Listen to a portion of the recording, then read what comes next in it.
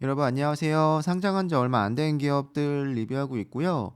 이번 영상은 시간이 좀 남아서 그냥 썰 푸는 영상인데 어차피 제 채널 보시는 분들은 다들 근본주 다들 안 들고 계시잖아요. 보통은 다들 저와 같이 템베거를 노리는 분들이 많다 보니까 이 성장주를 그래도 안전하게 고르는 팁을 제가 말씀드리면 여러분도 저한테 알려주지 않을까 해서 만든 영상이고요. 그냥 썰 푸는 영상이니까 뭐 라디오처럼 그냥 보시면 됩니다. 네. 역시 근본주는 여기에 해당 사항이 없고요. 100% 저의 관점이니까 거의 한 95%는 틀렸을 겁니다. 저는 주식을 못하는 사람이니까. 네. 그렇게 한번 봐주시면 되고 부제는 이 선동당하지 않는 법입니다. 유튜브에서 이 성장주 선동 되게 많잖아요. 뭐 10배가 간다, 20배가 간다 이런 거 많은데 이 선동당하지 않는 법. 저의 경험을 토대로 여러분들과 공유하고자, 그러니까 맞다는 거 아니고 그냥 공유하고자 합니다. 네. 첫 번째는 정보가 많이 없는 B2B 기업은 매수하지 않습니다. 이거는 예전부터 제가 지켜오던 건데 당연하겠지만 현지에서도 인기가 없어요. B2B 기업인데 뭐 바이오나 메디컬 관련 기업이다. 거의 한 달에 기사가 하나도 안 나오는 경우도 있습니다. 왜냐면 애초에 우리들이 접근할 수 있는 정보가 없다 보니까 뭔가 사람들이 궁금해하지 않는 거죠. 그러니까 인기가 없다는 건 되게 약간 좀 슬픈 소식이에요. 정보도 없고 주가가 떨어지는데 왜 떨어지는지도 모르겠고 그들만 아는 정보로 주가가 왔다 갔다 하는데 이벤트라고는 실적 발표밖에 없는 거죠. 그래서 혹시 물려 있다면 좀 고통스러운 물림이라서 웬만하면 정보가 많이 없는 시총이 낮은 B2B 특히 바이오나 메디컬 관련 기업은 애초에 네, 매수 안 하시는 게 좋고요. 그러니까 성장주 자체가 리스크가 있는 종목들의 구분이라고 치면 그 안에서도 위험한 종목을 고를 필요가 사실 있을까? 라는 생각이 좀 듭니다. 차라리 그럴 거면 지수 추종하는 레버리지 상품을 가는 게 맞지 않나 라는 생각을 하고요. 두 번째로는 B2C나 리테일이나 D2C, 그러니까 직접 판매하는 온라인 쇼핑몰이거나 IT 기업 정보 정도가 가장 좋은 섹터라고 보는데 왜냐하면 정보를 찾기가 되게 좋습니다. 그러니까 소파이를 예로 들자면 이용자들이 많기 때문에 후기가 많고요. 후기가 많기 때문에 또 관심도 많고 또 데이터가 많다 보니까 비교하는 게 되게 쉽습니다. 그래서 우리가 이 성장주는 필연적으로 존버가 당연한 건데 성장을 할 때까지 존버를 해야 언젠가 폭발하는 거잖아요. 그럼 그 시기까지의 존버가 중요한 건데 이런 정보가 없다면 주가가 떨어졌을 때 그러니까 떨어지는 건 당연한 건데 왜냐면 그 시기가 안 왔으니 그날이 오지 않았으니까 그 떨어졌을 때 추매를 하느냐 아니면 무서워서 매도하느냐의 차이는 역시 기업에 대한 이해도다. 그래서 좀 관심이 많은 기업을 매수하는 게 맞다라는 거고 유망하다고 의료 업체나 신기술 업체를 잘못 매수하면 나락으로 갈 수 있다. 티커를 제가 언급하면 또 기분 나빠하시는 분들 계실까봐 네, 뭐 한국인들이 되게 많이 매수했던 그런 종목들 중에서 네, 신기술이나 FDA 관련 혹은 어떤 승인 관련해서 네, 주가가 나락으로 간 경우가 정말로 많죠. 셀 수도 없습니다. 제가 지금 이 자리에서만 5개, 10개 말할 수 있을 것 같은데 그렇다 보니까 좀 이런 기업들은 피하시고 사람들이 쉽게 접할 수 있는 뭐 인터넷 쇼핑몰 관련이나 아니면 IT나 아니면 물건을 제조해서 직접 소비자에게 판매하고 있는 이런 기업들을 매수하시는 게 훨씬 더 정보가 많아서 좋을 거다. 그리고 기업 설명이 어려운 경우가 있어요. 이게 뭐 말로 딱히 설명하기 어렵지만 뭐 우리는 어떤 기술을 개발해서 뭐 기업들에게 이런 서비스를 제공하는데 뭐 읽기만 해도 어려운 기업들이 좀 있습니다. 그런 경우는 나만 어려운 게 아니고 다 설명이 어려운 거다 보니까 역시 잘 매수하지 않습니다. 아무리 퍼가 낮고 뭐 그래도 웬만하면 매수하지 않고 이 세 번째는 PSR로 기업의 가치 평가는 불가능하다는 건데요. 어, 저도 유튜브로 주식을 좀 접할 때가 있어요. 이게 괜찮나 안 괜찮나 좀 찾아볼 때가 있거든요.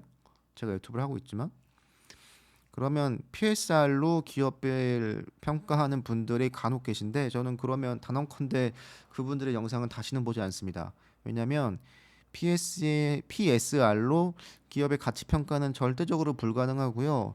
정말로 수십 가지의 어떤 지표 중에서 한 개인데 기업의 가치를 평가할 때 PSR로 보고, 그러니까 성장주는 PSR이다라는 어떤 그런 잘못된 공식이 분명히 있거든요. 그러니까 근본주나 가치주는 퍼고, 네, PSR이 성장주, 이게 좀 말도 안 된다고 보고요.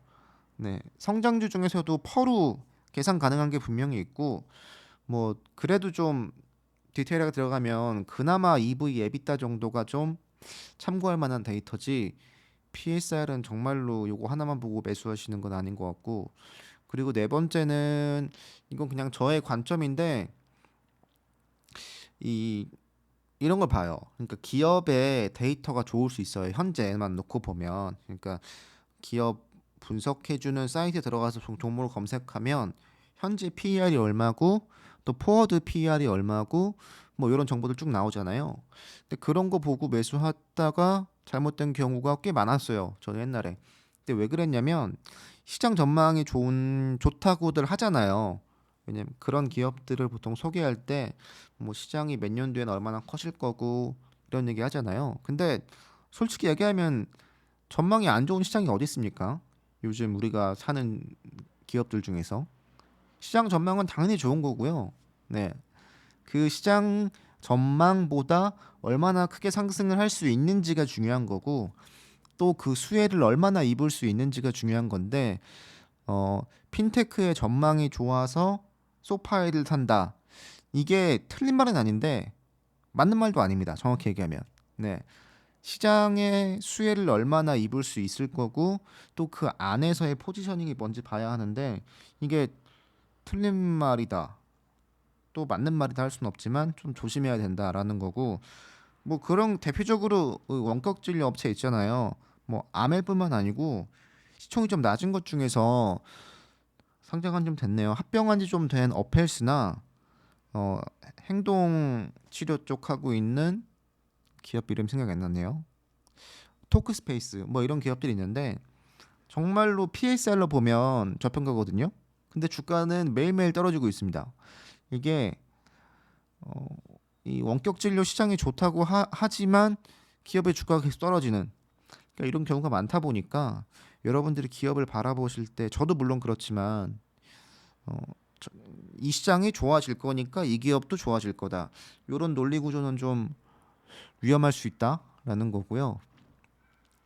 그 다음은 역시 이것도 관심도에 대한 건데, 이왕에 살 거면 미국에서 주식을 살 거면 웬만하면 미국에서의 매출 비중이 높거나, 네, 미국인들이 많이 알고 있는 기업이면 당연히 좋고요.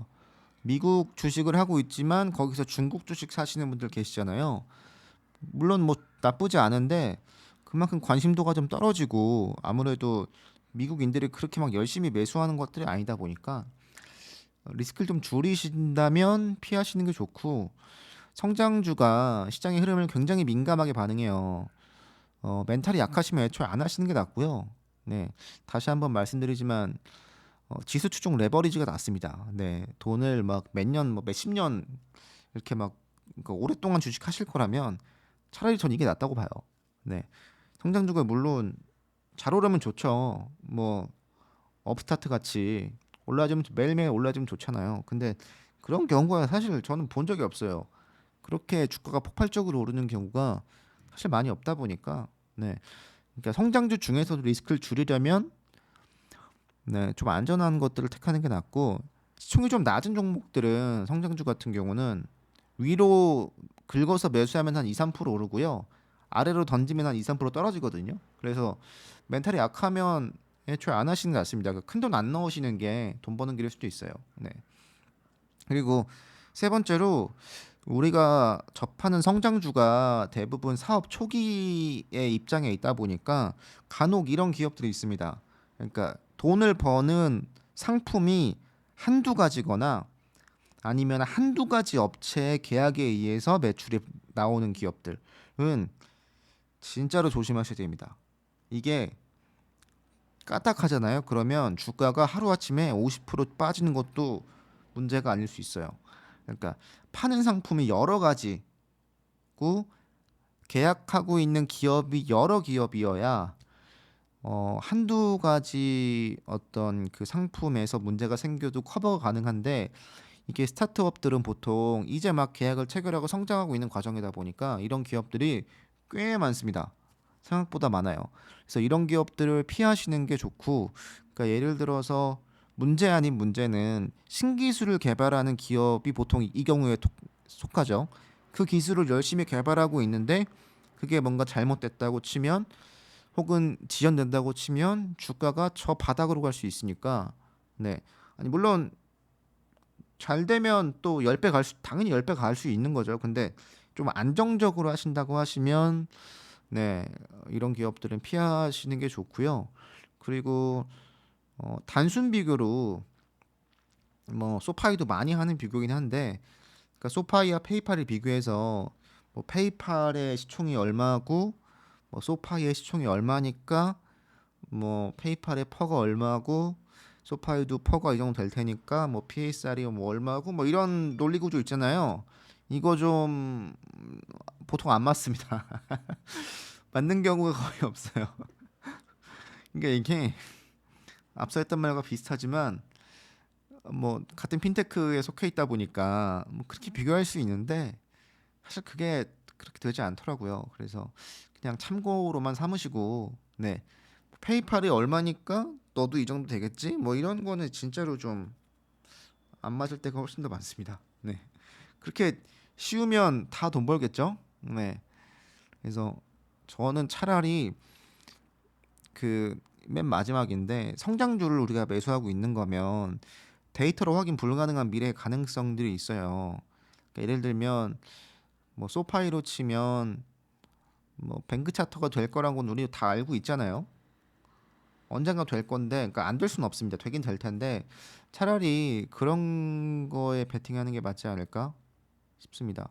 그러니까 조금 더 안정적으로 하려면, 네, 그 안에서도 불확실한 미래이지만 조금 더 데이터로 확인이 불가능한 어떤 미래의 가능성을 보자. 근데 나락으로 갈 수 있는 어떤 신기술이나 이런 것들 빼고 B2B 기업을 좀 빼고 의료 업체들을 빼면 낫지 않을까. 그러니까 요거는 100% 저의 관점입니다. 여러분들과 저는 생각이 다르니까 저는 이렇게 기준을 잡고 있다라는 거고요. 시킹 알파는 유료 결제하시면 좋습니다. 꼭 유료 결제 안 하시더라도 정보가 많은데, 소파이를 넣고 보면 이게 매출 전망인데요. 분기별로 쭉 나와 있어요. 물론 애널리스트 예측이 뭐 23년도부터는 그렇게 많지는 않은데 이런 정보들을 보면 여러분들이 좀 존버하시기 낫거든요. 그러니까 뭐 몇 년 뒤에는 이 정도의 매출이겠다 이런 게 눈에 보이잖아요. 그래서 시킹 알파 활용하시는 건 되게 좋고, 스킬즈를 비교해도, 네, 뭐 향후 뭐 1년간, 2년간의 어떤 기업 간의 분석 같은 게 나와 있다 보니까 되게 쉽게 그냥 기업의 가치를 평가하는데 좀 도움이 되실 겁니다. 네. 정리하면 제가 또 페이세이프 리뷰하고 있으니까 아까 말씀드렸지만 핀테크 산업이 유망해서 페이세이프를 매수한다. 이게 논리적으로 틀린 건 아니지만, 네, 이런 구조로만 놓고 보면 애완동물 시장 커진다는데 추이의 주가는 떨어지고 있죠. 네, 중고거래가 활성화된다는데 중고거래 플랫폼 주가가 떨어지고 있고요. 원격 진료 시장이 커진다는데 원격 진료 업체는 주가는 떨어지고 있고요. 그러니까 이런 게 되게 많다 보니까 근본적으로 사신다면 사실 뭐 나이키 사고 애플 사는데 이런 거 보실 필요 없습니다. 제가 볼 때 그냥 사시면 돼요.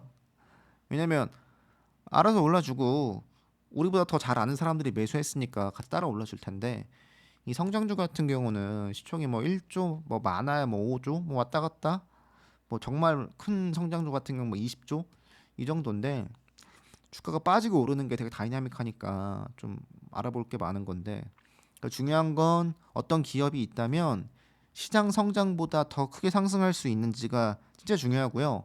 그러니까 시장이 5% 상승하는데 기업이 3% 성장하면 사실은 마이너스인 거잖아요.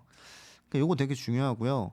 그러니까 주가 상승을 위한 조건이 무엇이 있는지, 그 조건을 달성하기 위해서 어떤 리스크가 있는지 알아야 하고, 근데 어떤 승인이나 뭐 임상이나 뭐 요런 게 걸려 있다면, 그리고 그게 단일화되어 있는 거라면 네, 좀 주가 변동성이 크지 않나라는 생각을 역시 전하고 있습니다. 뭐 반박은 환영합니다. 네. 그리고 세 번째로는 다른 경쟁 업체보다 성장이 더 빠른지 더딘지, 그리고 그 장애물을 극복했을 때의 성장성이 어디까지일지를 뭐 데이터로 나와 있는 게 아닙니다. 이런 것들. 근데 그냥 이런 것들을 아시면 좀 도움이 되실 것 같고요. 저는 열심히 하고 있지만 돈은 많이 벌지 못하는 상황이죠. 네.